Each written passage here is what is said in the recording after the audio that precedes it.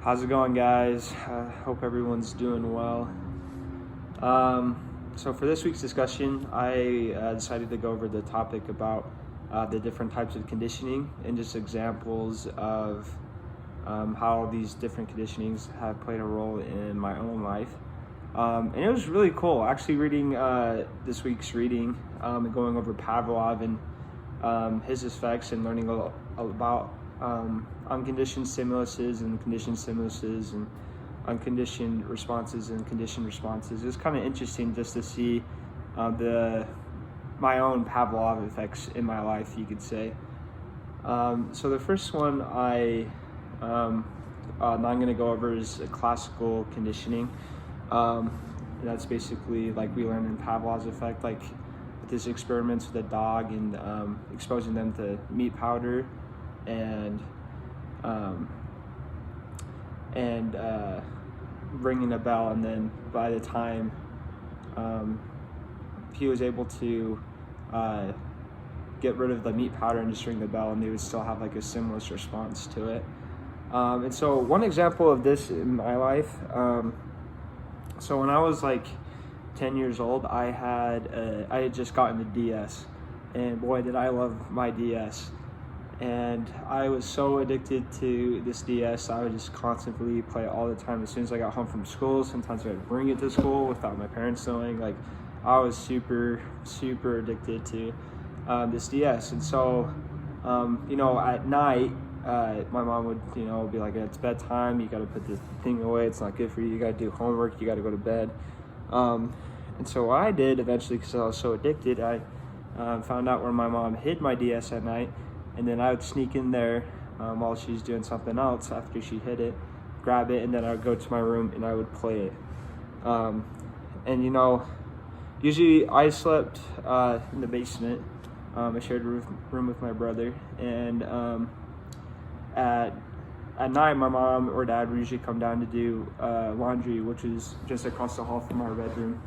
And at first they would come down and I wouldn't think anything of it because they would just do laundry, but then you started to notice that my DS was gone, and so they began to check my room, and I got caught a couple of times. And so eventually it got to the point where where I would freak out. I'd hide my DS every time I heard them coming down the stairs. And then eventually, once I as years passed and I kind of grew out of, playing the DS and playing video games, I kind of had this conditioned response there every time I was in my room, like in high school or something, and I would hear my parents coming down the stairs. It led to this conditioned response of me just like freaking out, where I would just kind of twitch. I'd just kind of think like, all right, where can I hide something? Like, it was just like a very like conditioned response, kind of by natural means a little bit. So I thought that was super funny, just seeing how my mom or dad just walking down the stairs led to me being conditioned to kind of freak out, kind of like think of where can I hide my DS. And even though I haven't had that in years, and even like a couple months ago, I was staying at my house and I heard someone come down the stairs and I still had that same response, and it was super funny. And so the next conditioning is operant conditioning. It's kind of goes over like this reward system a little bit, where for good behavior you get you get rewarded, and then for bad behavior you get punished. And an example of this in my life was growing up, my dad, he used to be a flight instructor for UVU, like way back in the day. And to help us to do our chores, I can't really remember exactly what was like the purpose of this thing they did, but basically they came up with a system where for every like good thing we did, like if we did our chores, if we like helped out in the yard or did something nice, like we would put a ticket in a jar, and if we got enough tickets, then our dad was going to take us out on an airplane ride in one of his flight instructor airplanes. And every time we did something bad, they're going to take a ticket out. And so my parents actually did this for a couple different things. They did this when we were trying to get a Wii as well. But that led to like a kind of our stimulus response where we didn't want to do anything bad because we didn't want to fight or anything or not do our chores, because then, you know, mom or dad were going to take it out of this jar and we weren't going to go on the plane or get a Wii.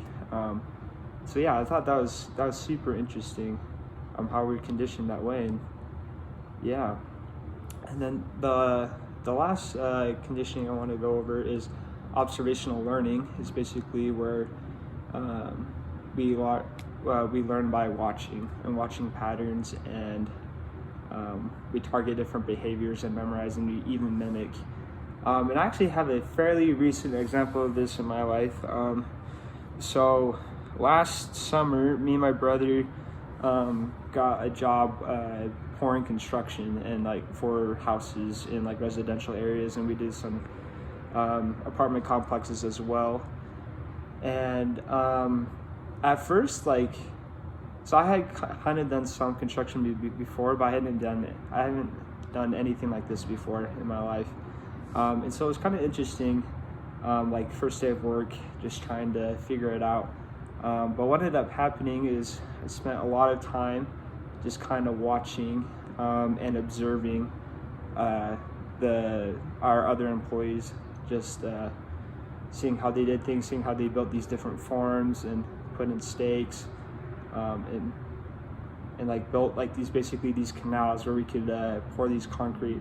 And eventually, after a little bit, we were able to kind of mimic like what size of forms we needed, and we were able to just kind of figure it out based off of mimicking what our coworkers did who had worked there long before. Yeah, so it was just way interesting going over how conditioning affected my own life, and yeah, I just thought it was really interesting. But yeah, thank you guys.